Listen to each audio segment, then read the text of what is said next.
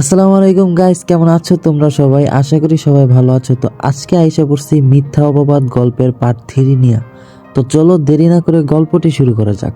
মিলি আবার আমাকে ফোন দিল। এবার সে কিছুটা নরম হলো আমার প্রতি। হয়তো সে বুঝতে পেরেছে আমি ভালো নেই। মিলি আমাকে জিজ্ঞেস করলো, কি হয়েছে তোমার? আমি কিছু বললাম না। মিলি আবারও জিজ্ঞেস করলো। আমি এড়িয়ে গেলাম। মিলি আমার কাছ থেকে উত্তর না পেয়ে চুপ হয়ে গেল। আমি তাকে বললাম, তোমাকে একটা কথা বলতে চাই। তুমি সত্যি সত্যি মন থেকে উত্তর দিবে? যদি মন থেকে উত্তর দাও তাহলে আমি কথাটা বলবো, না হলে বলবো না। তখন মিলি বলল, কি জানতে চাও যে আমাকে এভাবে শপথ করিয়ে নিচ্ছ? খারাপ কিছু না তো? তখন আমি হেসে বললাম, ধরে নাও তাই খারাপ কিছুই জানতে চাইবো। আমার হাসি শুনে মিলি খুশি হতে পারল না, কারণ আমার হাসি সুন্দর না। তাই হয়তো মিলি মন খারাপ করে বলল, তোমার হাসিটা আগের মতোই আছে। একটা মানুষ এত বিশ্রীভাবে হাসতে পারে, তোমার হাসিটা না শুনলে বুঝতাম না। আমি আবারও আমার বিশ্রী হাসি হেসে বললাম, মিলি, এই 2 বছরে কি তুমি কখনো আমাকে মনে করেছো কিংবা আমার জন্য চোখের জল ফেলেছো? মিলি খুব সহজেই বলল, তোমাকে মনে করেছি ঠিকই, তবে তোমার জন্য কখনো চোখে জল আনিনি। আমি অবাক হলাম না, কারণ আমি জানতাম মিলির অতটা কাছের মানুষ আমি কখনো হতে পারিনি যে আমি তার জীবন থেকে চলে গেলে সে আমার জন্য চোখের জল ফেলবে। কিছু মানুষকে ভালোবাসলেও তাদের কাছে মানুষ হওয়া যায় না। আমিও হয়তো তেমন একজন মানুষকে ভালোবেসেছিলাম। আমি কিছুটা সময় নীরব থাকলাম, তারপর বললাম, আমি চলে যাওয়ার পর কি তোমার জীবনে বিশেষ কেউ এসেছিল কিংবা কারো সাথে খুব ভালো থাকার মতো সম্পর্ক হয়েছিল তোমার?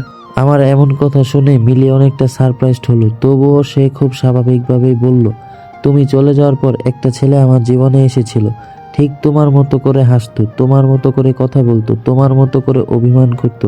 ওর মাঝে যেন আমি তোমাকেই খুঁজে পেতাম, কিন্তু এক সময় ও আমার জীবন থেকে চলে গেল। কি কারণে আমাকে ছেড়ে চলে গিয়েছে সেটা আজও আমার কাছে অজানা। মিলির মুখ থেকে কথাগুলো শুনে আমার অনেক বেশি খারাপ লাগলো। বুকের বাম পাশে প্রচন্ড ব্যথা অনুভব করলাম। মনে হলো বুকের ভিতর থেকে ছিন্ন বিচ্ছিন্ন হয়ে কোনো কিছু বের হয়ে আসতে চাইছে। নিজের এক সময়কার ভালোবাসার মানুষের কাছ থেকে এরকম কিছু কথা শুনলে কার না খারাপ লাগবে?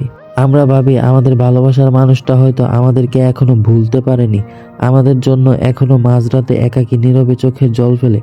কিন্তু বাস্তবতা হলো আমাদের প্রিয় মানুষটা আমাদেরকে মনে রাখে না, আমাদের জন্য কাঁদে না।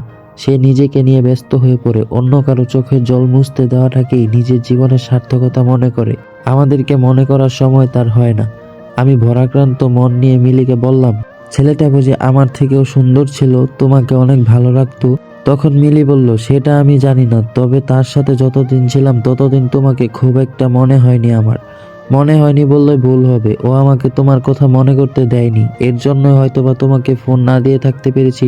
তার মানে ওই ছেলেটা তোমার জীবন থেকে চলে যদি না যেত, তাহলে আমাকে কখনো ফোন দিতে না, আমার সাথে যোগাযোগ করতে না।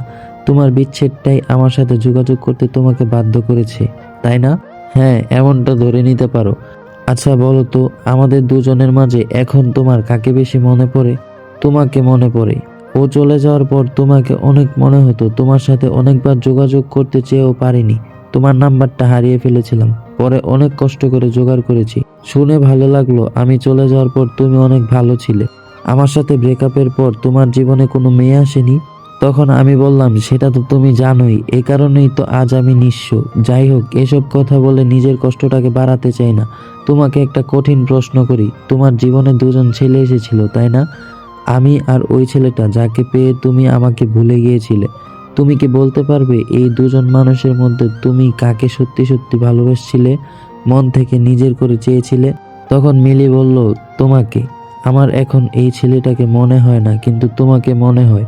ওই ছেলেটাকে আমি ভুলে গেলেও তোমাকে ভুলতে পারিনি। মিলি, তোমার মন অনেক মিথ্যা বলে, মনকে বুঝাও, এত মিথ্যা বলা ভালো না। সত্যিই কি জানো, তুমি আমাকে কখনো ভালোই বাসনি। যদি বাসতে তাহলে কখনোই তুমি দ্বিতীয় কাউকে ভালোবাসতে পারতে না, দ্বিতীয় কারোর সাথে সম্পর্কে জড়িয়ে আমাকে ভুলে যেতে না। মানুষ কি একজনকে ভালোবাসা অবস্থায় অন্য কারোর সাথে সম্পর্কে জড়ায় না? আমি একটা মেয়ে হয়ে বলছি, তুমি হয়তো জানো না, কত শত মেয়ে নিজের ভালোবাসার মানুষকে ভুলতে না পেরেও পরিবারের কথা চিন্তা করে অন্য একজন মানুষের সাথে বিয়ে নামক পবিত্র বন্ধনে জড়িয়ে পড়ে। তারা কি একজনকে ভালোবাসা অবস্থায় অন্য কারোর সাথে চিরদিনের জন্য নিজেকে জড়ায়নি? আমি না হয় রিলেশনে জড়িয়েছি, কিন্তু তুমি কি করেছো? তোমার থেকে বয়সে বড় একটা মহিলার সাথে অবৈধ সম্পর্কে জড়িয়েছো। তাহলে বলো, তুমি আমাকে কতটা ভালোবাসতে যার জন্য এরকম একটা অবৈধ রিলেশন তুমি করতে পেরেছো? আমি তোমাকে আমার ভালোবাসার প্রমাণ দিতে চাই না কিংবা বিশ্বাসও করাতে চাই না। আমি নির্দোষ। যেখানে আমার বাবা মাকেই আমি বিশ্বাস করাতে পারিনি সেখানে তোমাকে বিশ্বাস করিয়ে কি লাভ? এমন না তো যে তোমাকে বিশ্বাস করাতে পারলে সারা দুনিয়ার কাছে আমি আবার আগের মতো বিশুদ্ধ হয়ে যাব। এরপর মিলি ফোনটা রেখে দেয়। কেন এমন করলো জানি না। পরে যখন ফোন দিলাম তখন তার ফোন বন্ধ পেলাম। এখন প্রায় রাত 1টা বাজে। ফুটপাতের মানুষগুলো ঘুমিয়ে গিয়েছে। জনমানব শূন্য স্থানে যেমনটা নীরবতা বিরাজ করে ঠিক সেরকমই নিস্তব্ধতা বিরাজ করছে এখন। দুই একটা কুকুর মাঝে মাঝে গেউ গেউ শব্দ করে উঠছে। এছাড়া আর কোনো শব্দ আমার কানে আসছে না। আমার একটু ভয় হতে লাগলো। এত রাতে একা কখনো এমন অবস্থায় পড়িনি, তাই ভয় হওয়াটা অস্বাভাবিক কিছু না। হঠাৎ করে দূরে একটা বেঞ্চিতে আমার চোখ আটকে গেল। হলুদ শাড়ি পরা একটা মেয়ে বসে বসে মোবাইল টিপছে। ভয়টা যেন আরো তীব্রতর হতে লাগলো। এত রাতে কোনো মেয়ে তো এখানে থাকার কথা না। তাহলে কি কোনো ভূত পেতনি? পেতনিরা কি হলুদ শাড়ি পরে নাকি সাদা শাড়ি পরে? পেতনি হলে নিশ্চয়ই হলুদ শাড়ি পরতো না। আমি ভয়ে ভয়ে মেয়েটার দিকে এগিয়ে গেলাম। পায়ের দিকে তাকিয়ে বুঝলাম পা মাটির সাথে লাগানো। তার মানে ভূত হওয়ার কোনো চান্স নেই। ভয় কিছুটা হলেও কেটে গেল। আমাকে দেখে মেয়েটা দূরে সরে বসলো। একটা মেয়ে এত রাতে একটা ছেলেকে দেখে যতটা ভয় পাওয়ার কথা, মেয়েটা তার বিন্দু পরিমাণও ভয় আমাকে দেখে পেল না। বরং খুব সাহস নিয়ে জিজ্ঞেস করলো, কিছু বলবেন? এত রাতে আপনি এখানে কি করছেন? আমি মেয়েটার এমন প্রশ্ন শুনে থমকে গেলাম। আমি তার প্রশ্নের উত্তর না দিয়ে বললাম, আমি তো একটা ছেলে, তাই তো এত রাতে একা ঘোরাটা খুব কমন বিষয়। কিন্তু আপনি তো একটা মেয়ে, মেয়ে হয়ে এত রাতে এখানে কি করছেন? তাও আবার গায়ে হলুদ শাড়ি। তখন মেয়েটা যা বললো তা শুনে আমি কিছুক্ষণের জন্য বোবা হয়ে গেলাম। মেয়েটা বলল, আসলে আমি আমার বয়ফ্রেন্ডের জন্য অপেক্ষা করছি। ও আসার কথা 12টার সময়, কিন্তু 1 ঘন্টা পার হয়ে গেল, এখনো আসলো না। তাই বাধ্য হয়ে বসে আছি। ও আসলেই ওর সাথে চলে যাব। আমি তার ব্যাপারে ক্লিয়ার হওয়ার জন্য বললাম, বিয়ে বাড়ি থেকে পালিয়ে এসেছেন? এটাও বলতে হবে? কাপড় চোপড় দেখে বুঝতে পারছেন না? বাবা মা জোর করে বিয়ে দিচ্ছিল, তাই যাকে ভালোবাসি তার সাথে পালিয়ে যাওয়ার জন্য বিয়ের আসর থেকে চলে এসেছি। আমি জোরে একটা নিঃশ্বাস ফেলে বললাম, ও আপনার বয়ফ্রেন্ডকে ফোন করেন, দেখেন কোথায় আছে, তাহলেই তো হয়। তখন মেয়েটা আমার দিকে রাগি চোখে তাকিয়ে বলল, ফোন খোলা থাকলে কি আর এভাবে বসে থাকতাম? সেই কখন থেকে ফোন দিচ্ছি, ফোন বন্ধ দেখাচ্ছে। আমার কথা বাদ দিন, আপনি এত রাতে এখানে কেন? আপনার কি আমার মতো সেম কেস নাকি? গার্লফ্রেন্ডকে ভাগিয়ে নিয়ে যাবেন?